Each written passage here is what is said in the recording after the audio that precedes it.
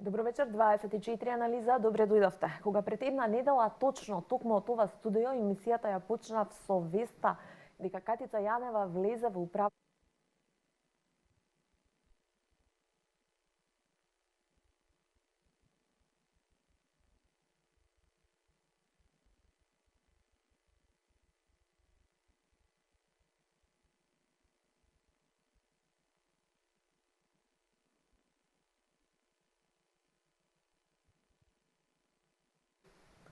Добро вечер, 24 анализа, добро дојдовте. Се извинуваме за малите технички проблеми.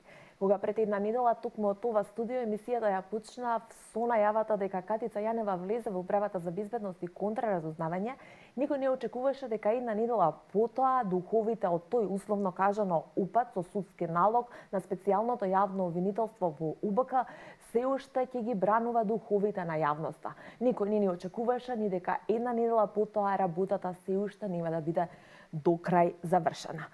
Државата влезе во државата, но малку остана таму и излезе со половично завршена работа. Ова се дел од коментарите кои што изминатава недела можеа да се чујат и прочитаат на социјалните мрежи, но и по кафе муабетите во градот. Фамозниот експерт од Ериксон се уште се чека за докрај да се добијат податоците кои се броеви биле прислушувани од 2008 до 2015, кои што ги бара специјалната јавна обвинителка, бидејќи оние податоци кои што Јанева ги одзема од ТВК се само ниту половични, односно таа опрема е од 2015, бидејќи како што и самото СЈО тврди, претходната била уништена.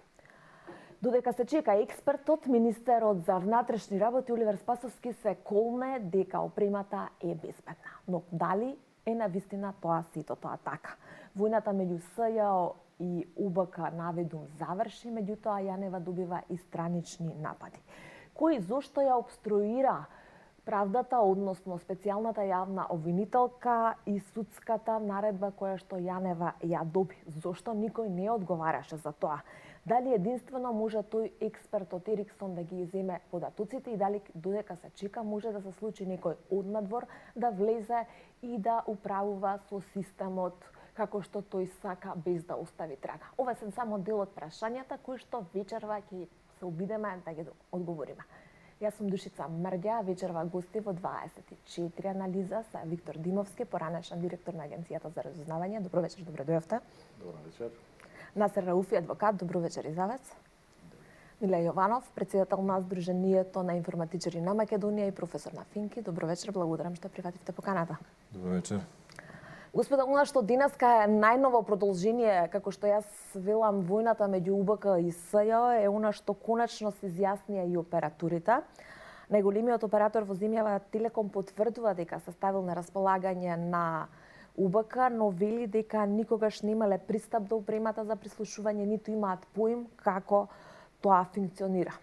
За разлика од Телеком, пред една недела или нешто помалку од една недела, директорот на БЈБ Митко Чавков изјави дека токму опремата за прислушување не е во собственост на МВР, туку е на собственост на операторите и токму тие се овластени лица кои што може да пристапат до неа. Димовски? Па добро, очигледно... Кој е во право, Чавков или Телеком? Очигледно во Македонија дел од одговорните функционери и посебно дел од оние кои што во моментов извршуваат одговорни функции во Министерството за внатрешни работи, продолжуваат, народски да кажем, со приказни за мали деца. Се сеќаваме дека во почетокот при обврската да го спроведат налогот, судскиот налог и да овозможат на специјалниот јавен обвинител да ги прибере доказите кои што требаше да ги прибере. Имаше приказни дека дел од одговорните експерти се надвор од земјата, дека лозинката за пристап во системот ја знаат само двајца луѓе, понатаму дека последната изјава беше на поранешниот министер, сегашниот актуелен директор на Бирото за јавна безбедност, дека не се работи за опрема на министерството, туку се работи за опрема на операторот и така натаму, ние гледаме дека полека сето тоа се разводнува и доаѓаме полека до вистината, а тоа е дека апсолутната контрола на целокупната опрема која што се наоѓа во министерството е во надлежност на Министерството за внатрешни работи. И дека тие приказни дека некој од некаде треба да дојди, дека таа не е нивна опрема и така натаму, многу мал се држат место. Овој заклучок го извлекувате од сето она што се случуваше во препокувањата или од искуството во Агенцијата за разузнавање? Видете, секому во Македонија веќе му е јасно дека дел од актуелните и од поранешните структури немаат интерес да се расчистат работите кои што беа отворени со аферата за прислушкувањето. На сите ни е јасно кои се тие структури и на сите ни е јасно дека и покрај формалните изјаснувања дека пружаат, дека се заинтересирани за излегување на вистината на виделина и покрај заложбите и ветувањата за целосна поддршка на специјалното јавно обвинителство, кое патен беше формирано заради нефункционирањето на постојното обвинителство во нашата земја, на сите им е јасно дека таквите заложби се само декларативни, меѓутоа во пракса се прави се тоа да не се реализира. Политички ми одговоривте, ќе се вратам будесна. Рауфи, од сето ова што се случуваше, особено и ова денеска соопштение во Телеком, односно изјаснувањето нивно од операторите дека тие немаат врска со примата, колку е само уште еден дел од обидот, односно од успешниот обид очигледно да се обструира влегувањето на СЈО и непочитувањето на судската наредба? Или сум изненаден нели од таквиот отпор или обструкции што велите, бидејќи тоа е почетокот од самото формирање на јавното обвинителство. Секојдневно наидува на таков отпор. Според мене тој отпор е од причина што некои не сака да видат откриени сторители на многу бројни, би рекол, кривични дела и многу е рационално и да се сметам ви каже дека се функционери, и тоа високи функционери, инволвирани во криминал, па дури и од самата влада. Значи, тоа е причината што имаме таков еден отпор и од цело време на постоење на специјалното обвинителство, па јас мислам дека и понатака ќе има такви отпори, да може да грешам што се вели, меѓутоа очигледно дека се до крајот ќе има такви обструкции. Што ќе се случеше дека ако некој друг не почитуваше судска наредба? Обичен граѓанин, например. Јас би одговорил со еден пример, да речеме примерот на јустиција. Вас ви е познато, нели, на медиумите како беше тоа упат или тоа беше нешто, значи толку брутално, без никаква наредба, колку што ми е мене познато, со маскирани специјални единици, без да се извеси судски совет, па замислите што би се случило со обичен некој граѓанин, да речеме, кога би дал отпор или не би почитувал наредба на судија на претходна постапка, односно предлог даден од јавниот обвинител. Значи, последиците ќе беа стварно брутални. Колку е возможно технички или теоретски опремата што со закон е должен операторот да ја купи, да биде инсталирана само во УБК и да нема софтвер во Телеком, а да се користат броеви на операторот за прислушување? Па, вака, прво моја најтесна специјалност не се телекомуникациите во секој случај. Околу конкретно прашање, возможно е, значи колку што успеав да се информирам во меѓувреме од кога се договоривме да учествувам во емисијата, нели сум председател на Сдружение на информатичарите, па се обидов и да продискутираме со некои од колегите кои што поблиска специјалност има ова. Значи, од прилика би требало вака да функционираат работите. Законски операторот е обврзан да обезбеди машина, хардвер и софтвер, која што ќе се поврзува на телефонската централа, која што си ја врши стандардната функција кај операторот, значи секој оператор си има телефонска централа која што овозможува поврзување на корисниците, односно овозможува повици и сите други услуги кои што ги нудат. Ова е така наречен интерфейс кој што како машина се поставува на оддалечена локација, се воспоставува комуникација која што нормално мора да биде криптирана, може да биде комуникацијата едвонасочна, меѓутоа многу ограничена и од таа машина пристигнуваат одредени побарувања до централата за пренасочување, односно префрлување на одредени податоци за одредени броеви. Значи, така отприлика функционира софтверов, односно оваа опрема. Значи, не треба на Телеком, не им треба дополнителен софтвер, освен опремата што е набавила за преслушување. Телеком, операторот си функционира стандардно и нивните машини овозможуваат само машината на која што е на оддалечена локација да контактира и да кон неа бидат препратени одредено подмножество од податоците кои што минуваат низ големата централа, да ја наречеме, кај телеком операторите. Дали вака функционираш? Па, и во ваше време? Не. Делумно така треба да функционира и така функционира во најголемиот дел на земја. Меѓутоа, тоа не е така во Република Македонија. Значи, со измени на Законот за електронски комуникации, првата беше во 2010 година. Во 2012. Така, а последната беше во 2014 година, во јуни месец. Операторите во Република Македонија беа задолжени целокупната комуникација во нашата земја да ја донесат до просториите на УБК и да ја стават на располагање на УБК.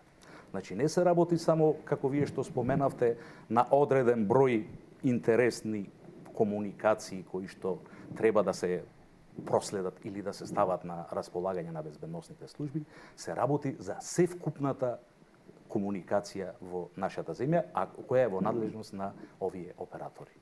Тоа, од друга страна, овозможува практично надвор од обврзаната процедура за претходно судско одобрување да де факто се приклучите каде што сакате и да бидете приклучен колку што сакате.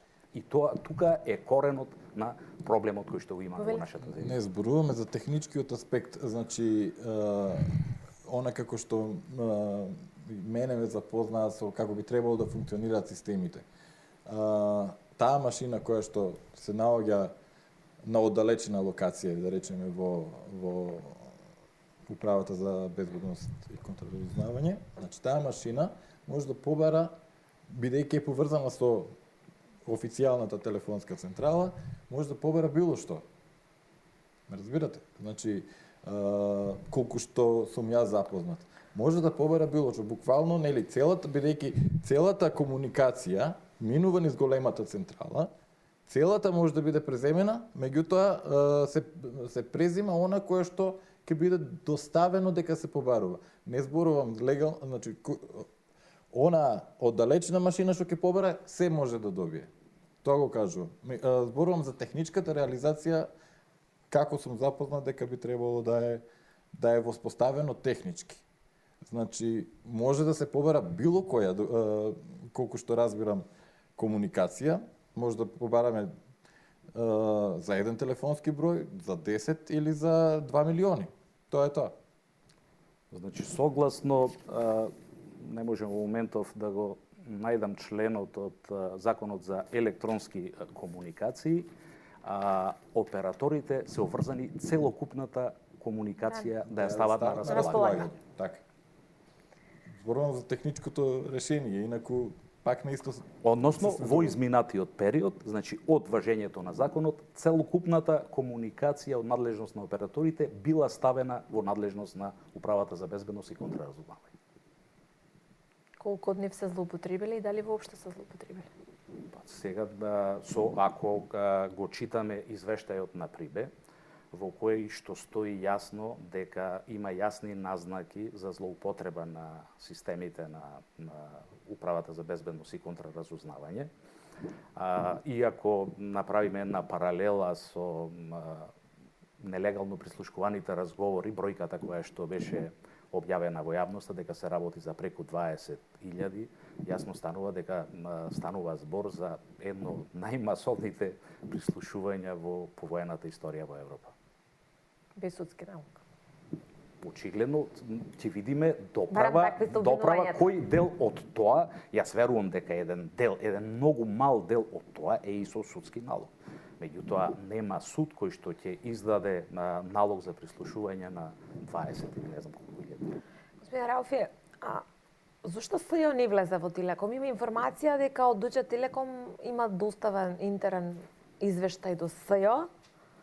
Дали е тоа доволно? Евентуално се не знаеме што има во извештајот, но меѓутоа нели логичен чекор некако од кој ќе заврши целава оваа драма во УБК со експертот од Ериксон би било следна операторите.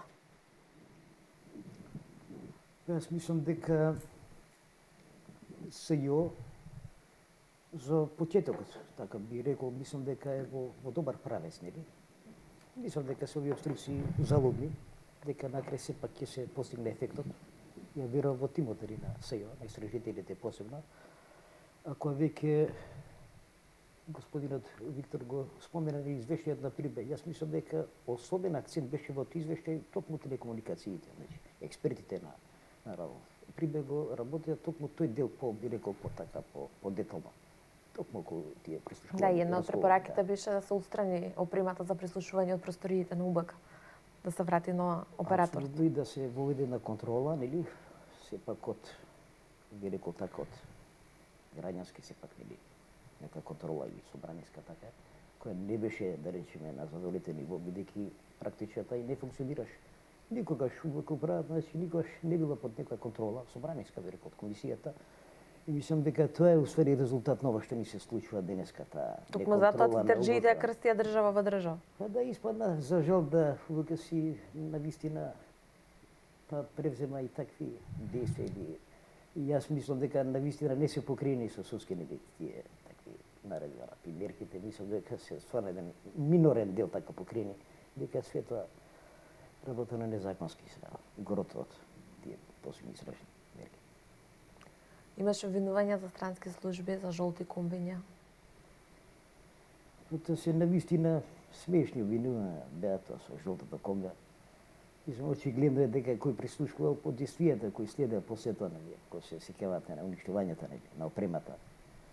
Се разбира рационално дека ќе уништи тој што е виновен уствари за тој што го сторил тоа прислушување. Мислам дека странскиот фактор е наистина некоја смешна приказка, мислам дека направи. Да се вратиме на фамозниот експерт на Ериксон што го чекаме веќе недела дена. Нима најави кога ќе стигне, од СЈО потврдија дека има комуникација. СЈО зема дел од податоците кои што ги најдоа во УБК, меѓутоа треба експерт за тој софтвер. Се тврди дека е обезбеден софтверот, таму се логовите од 2008, најверојатно би требало според дел од познавачите во меморијата да се останати. Зошто само еден единствен човек може тоа да го направи? Имаме Ериксон Македонија. Зошто не може Ериксон Македонија? Мора од Шведска ли да го чекаме човекот? Сега да не излезе дека бранам нешто. Од аспект на колку е сензитивен тој софтвер и таа машина.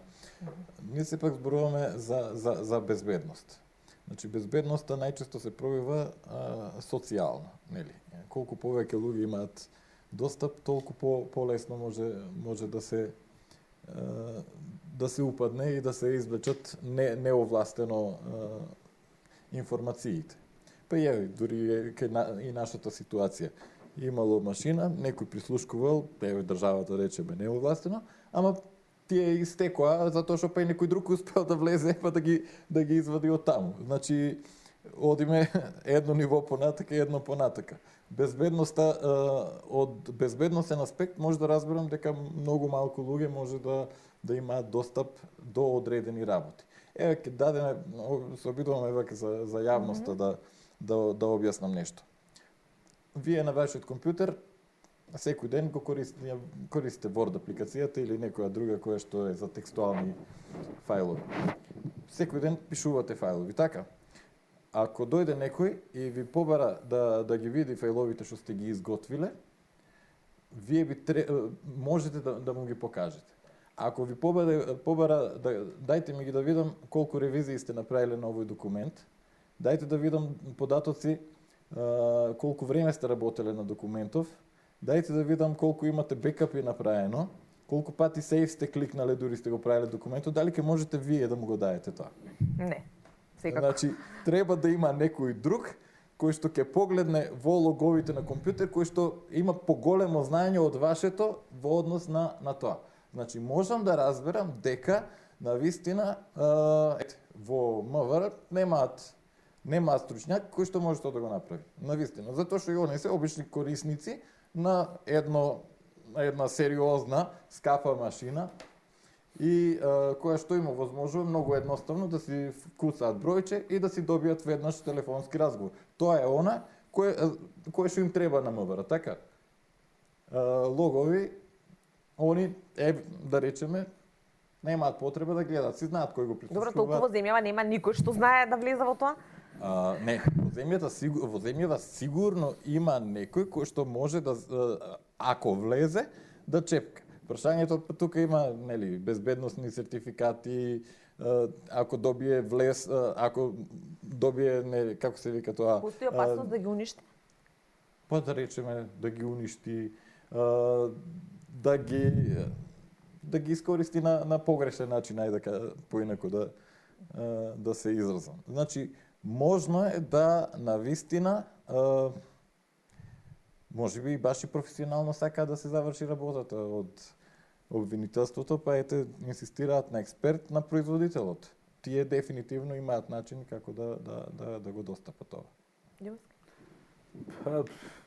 Добро, јас не можам да навлегувам и да судам за техничките аспекти. Меѓутоа, неодамна во едно интервју од актуелниот министар за внатрешни работи, господинот Спасовски, чув дека Министерството има повеќе од 12.000 вработено.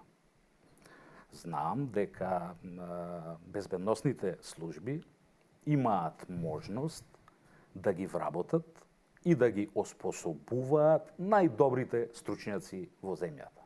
И од тој аспект, мене ми изгледа нелогично да купувате и да плаќате опрема со десетици милиони евра, а во тоа да не вклучите соодветна обука на вашиот кадар за целосно контролирање на таа опрема.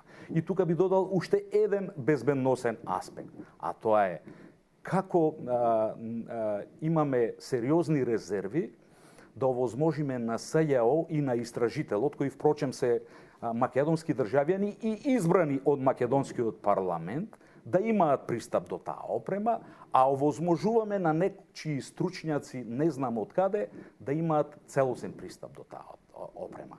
Од тој аспект велам дека тоа е само дел од оние приказни за одолговлекување и за добивање време.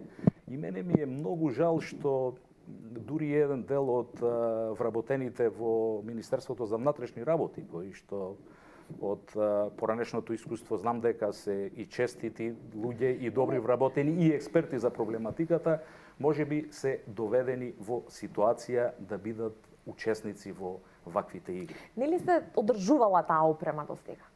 Некако. Што ако трокира, не знам, од некои најразлични причини, што правиме во таков случај? Тоа безбедноста би требало да ни биде загрузена. Вие со вашето прашање го давате и одговорот. Значи, кога се купува таква опрема, се купува комплетно со целосна обука на вашите стручњаци да можат да ја контролираат и да оперираат со таа опрема.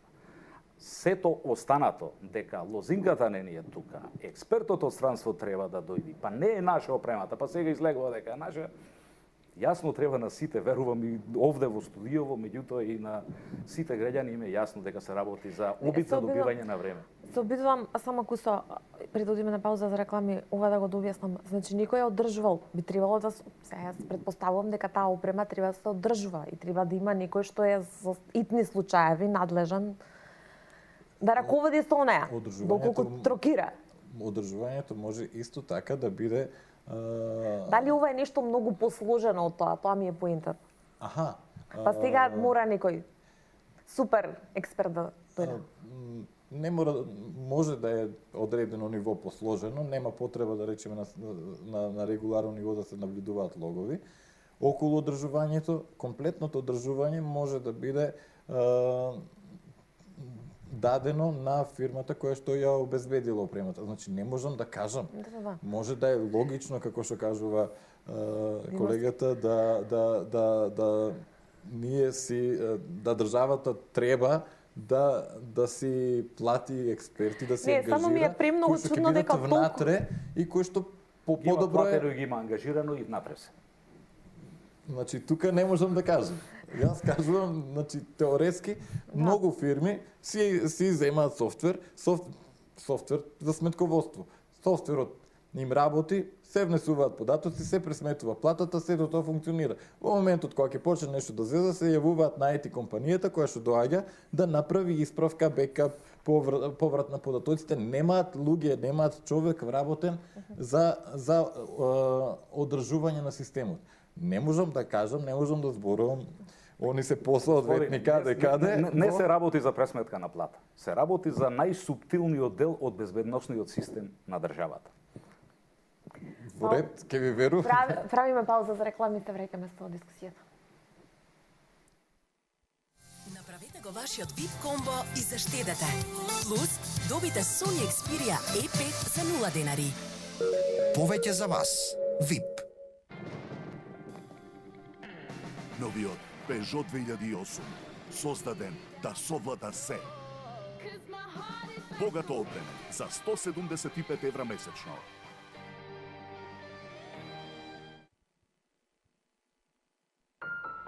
Толку сум среќна што те имам, ти благодарам, а благодарам значи мерси. Мерси, огромен избор. Задоволство е да се избира од уникатна колекција на најпрефината чоколада. Мерси за тоа што си ти. Во вашето динамично секојдневие, болката лесно може да ве запре. Затоа имајте Налгесин С при рака. Налгесин С ја запира болката пред таа да ве запре вас. Смоки Мега Хрскер. Повеќе кикирики за посилен вкус. Никогаш посилен. Смоки Мега Хрскер. Живеам за безгрижните моменти поминати со најблиските. Уживам во животот. Барав стан во кој ќе бидам сигурен, изграден да трае, кај што знам дека децата ми се безбедни и каде имам врвна изолација, а сакав и изведувачот да ми ги исполни сите желби. Фала Богу ги имам, не дека не. Со еден збор ми требаа професионалци. Затоа ги одбрав Голден Арт. Затоа што овој пат ми требаше дом, не само стан. Рамстор го слави 11-тиот роден ден, а вие добивате извонредни подароци. Уникатниот Citroen C4 Cactus за најсреќниот добитник и ваучери од по 11.000 денари за 111 добитници. Направете сметка над 1000 денари во кој било маркет Рамстор и учествувајте во наградната игра. Рамстор, доби повеќе, живеј подобро. Стоп за двата типа на кашлица. Со Хербион сирупите против двата типа на кашлица. Хербион, два типа на кашлица. Различен пристап. Тоа што ни треба. VIP Mobile Promo. Неограничени разговори и SMS кон сите мрежи. Плюс 4 гигабајти интернет за само 599 денари месечно цела година. Заедно со Acer за 999 денари. Или Lenovo за 999 денари. Побрзајте. Понудата важи до 31 октомври. Само со VIP Postpaid. Повеќе за вас. VIP. Користите ги Виза кредитните картички за вашите потреби. И големи, и мали. Искористете ги промотивните поволности и аплицирајте до 22 октомври, без чланарина за првата година. За направени 15 трансакции со Виза кредитните картички, добивате уште една година гратис. НЛБ банка. Со двојното дејство, Ангал брзо ги уништува бактериите и вирусите и ефикасно ја остранува болката во грлото. Ангал, распрскајте ја болката за миг, сега и со вкус на лимон. Добро дојдовте назад во студиото на 24 анализа. Ќе успее ли УБК да го добие тоа што го бара? Ќе успее ли СЈ да го добијат УБК, се извинувам, тоа што го бара? И докаде ќе одат обструкциите од управата за разузнавање и контраразузнавање? До која ќе се чека експертот на Ериксон? Ова се дел од изите на кои што вечерва дебатираат Насер Рауфи, адвокат Миле Јованов, председател на Сдруженијето на информатичари во Македонија и професор на Финки, Виктор Димовски, поранешен директор на Агенцијата за разузнавање. Господине Рауфи, ако, како што нели се информациите, ја не имаше обструкции, од тоа сама се пожали на обструкции, сама кажа дека во одреден момент дури ги избркала директорот на БЈБ и дополнителниот заменик министер Андонов од УБК, сама кажа дека не им било таму местото, а и сите повеќето експерти се согласуваат со тоа. Зошто немаше реакција на попречувањето на извршување на судска наредба? Тоа е кривично дело. Видите, според мене, значи, наредбите за претрес беа усмерени спрема УБК. Јас наистина не разбирам која била целта на директора на БЈБ да биде тука присутен кога воопшто претресот не се однесува на неговата, да кажем така, основна институција.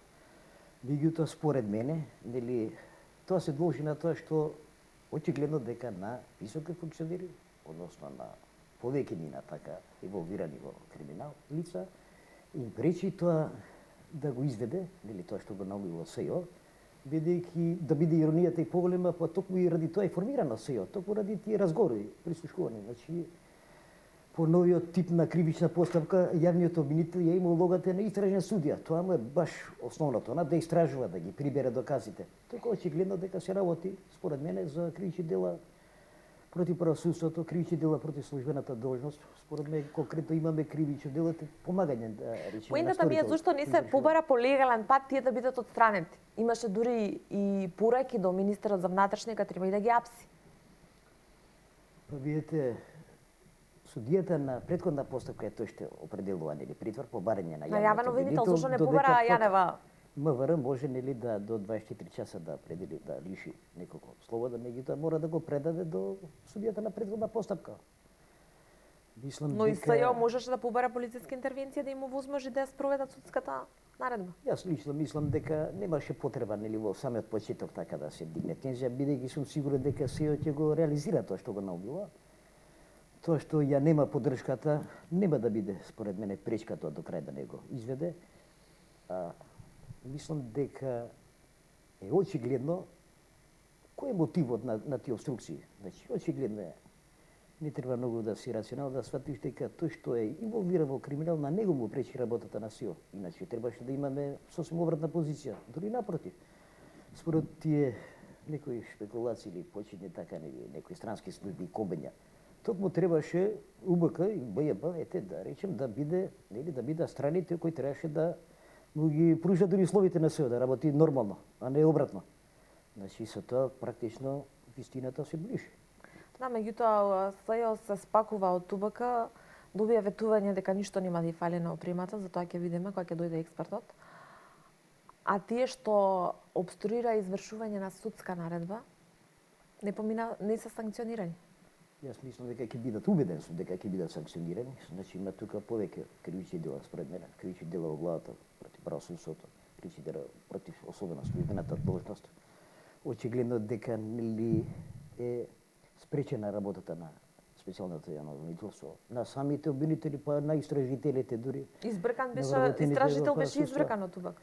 Да, тука ќе се санкционираат, мислам, таквите действија. Тие се действија, јас би рекол дека се сторени во паника, нешто навистина нонсенс, значи нешто што ретко во која цивилизирана или правна држава. Очигледно, устари дека владењето на правото, впрочем тоа го има и во извештајот на самиот ПРИБЕ, е на еден многу низок, страшно низок ниво.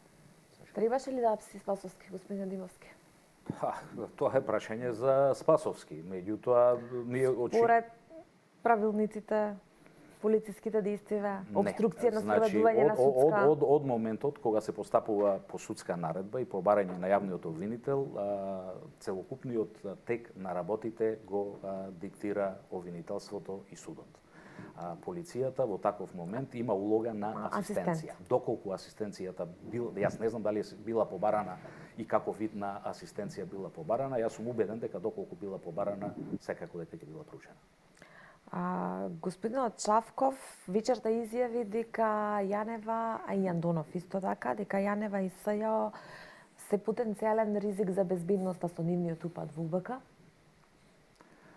Видете, значи, однесувањето на таа тројка очигледно уште еден подолг период ќе биде тема на дискусија. Веројатно во иднина ќе биде предмет на анализа и од повеќе аспекти. Меѓутоа, факт е дека тие попречија, односно не дозволија регуларно извршување на судска наредба. Не беа санкционирани.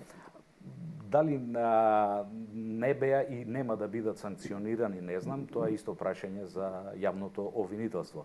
Меѓутоа, тука зачудува уште една работа. Од тие тројца луѓе кои ги споменавте, двајца очигледно и немаат некакво поголемо искуство и без обзир на тоа што се наоѓаат на многу одговорни позиции, допуштам дека еве луѓе имаме многу залутани во нашава држава на одговорни функции. Чавков не е залутан во МВР. Меѓутоа има едно лице од тие тројца кој има подолга километража, посебно во полициските работи, и нему сигурно му е јасно што тоа представува. Зошто така постапил, тоа е прашање што треба него да му постави.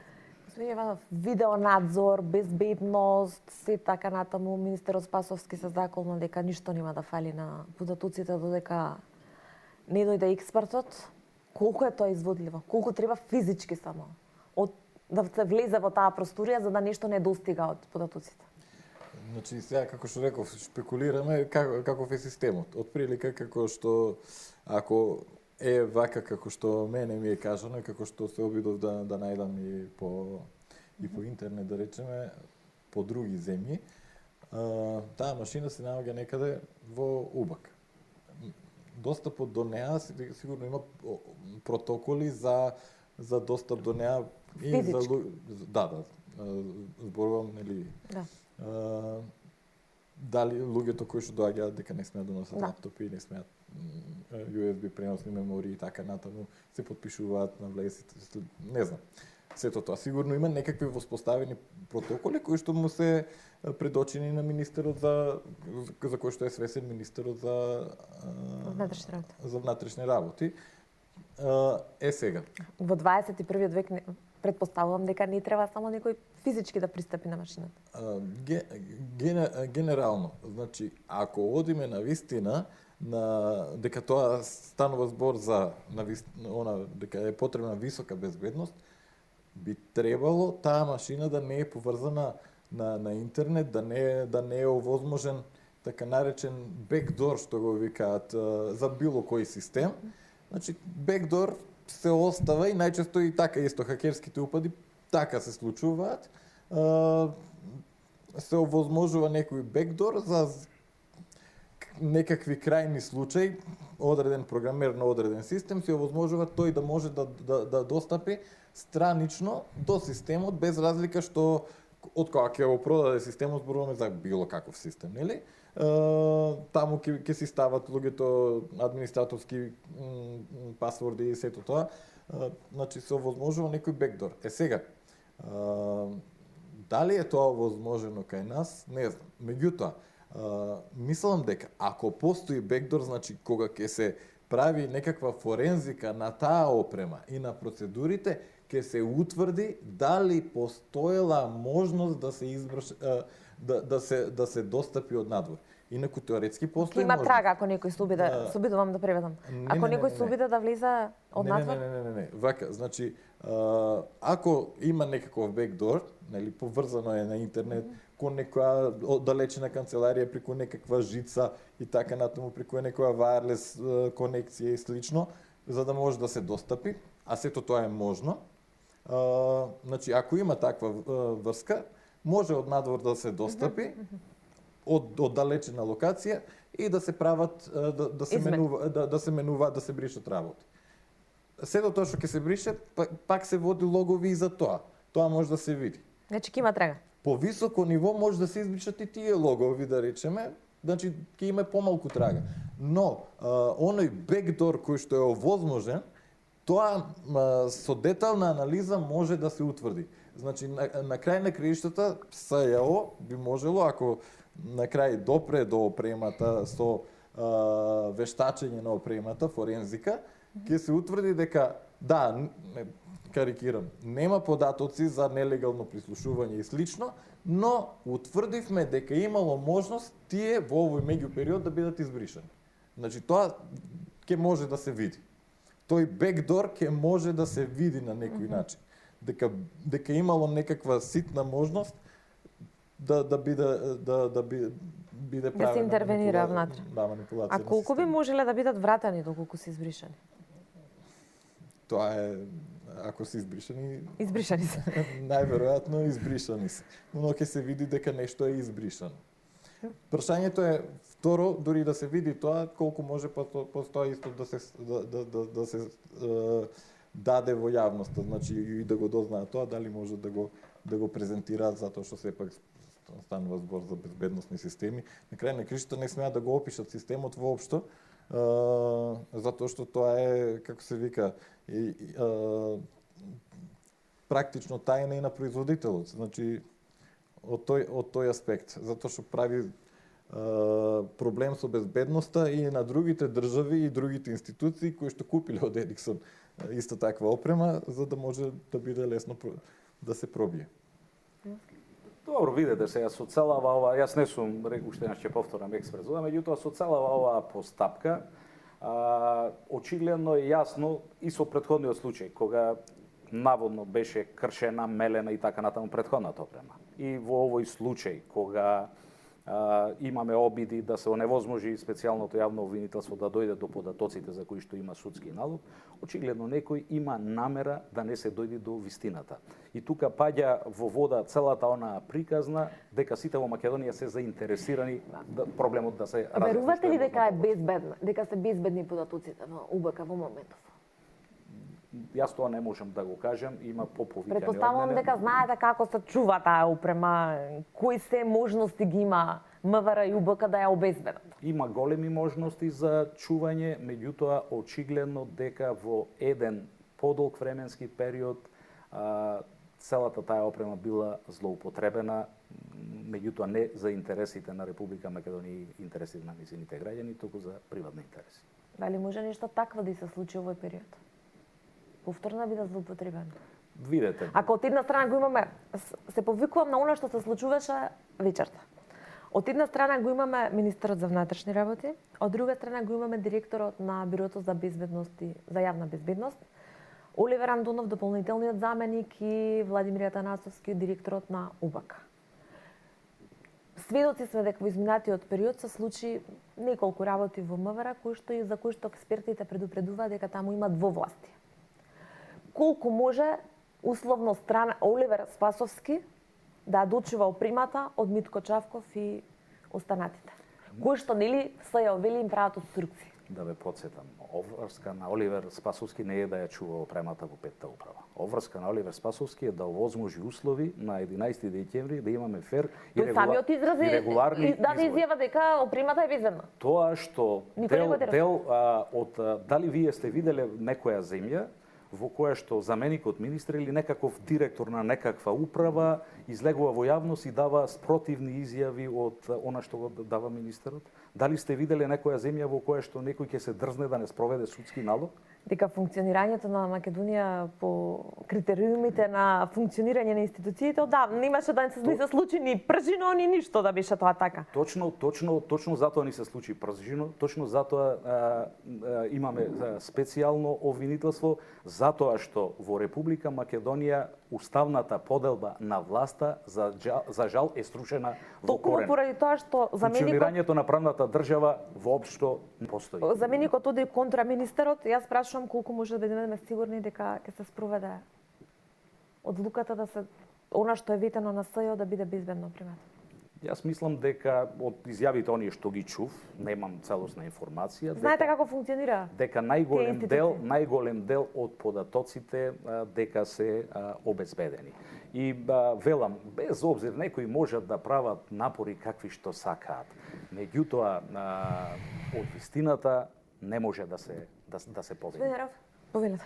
Очигледно е дека има обиди, нели, да се остранат траги. И јас верувам дека ова навистина купување време, како што кажа господин Виктор.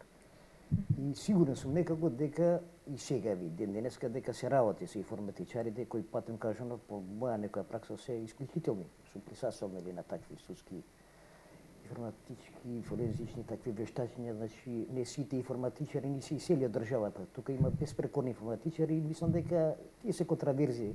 Нели први почна контраверзија дека ќе има некој прекина континент на пимерките што не држи.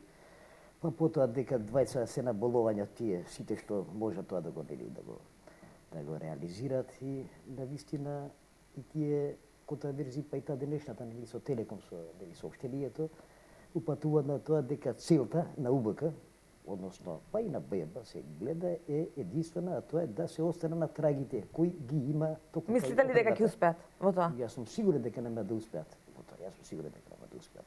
Видејќи се има докази веќе обезбедено и бевме очевидци на тоа што имаше дури и размена на документација. Ја тоа го видов. Имаше размена на документација помеѓу нели така дополнителен министер, etc. Мислам дека тоа е единствената цел да се острани, да се спаси, би рекол тоа што може да се спаси, меѓутоа тоа ќе биде золно спред мене. Хакерски упад? Хакерски упад? Па, не знам. Хакерски упад, обично хакерските упади научени сме да бидат баш за да не да се избрише, туку да се стави на располагање на јавност, ако зборуваме за анонимуси, например. Така што тоа може ќе ги реши сите проблеми.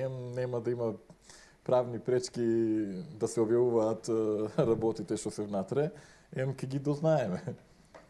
Јас ви благодарам што вечерва бевте гости во 24 анализа. Почитувани, вам ви благодарам на вниманието. Останете понатаму со 24 вести. Пријатно!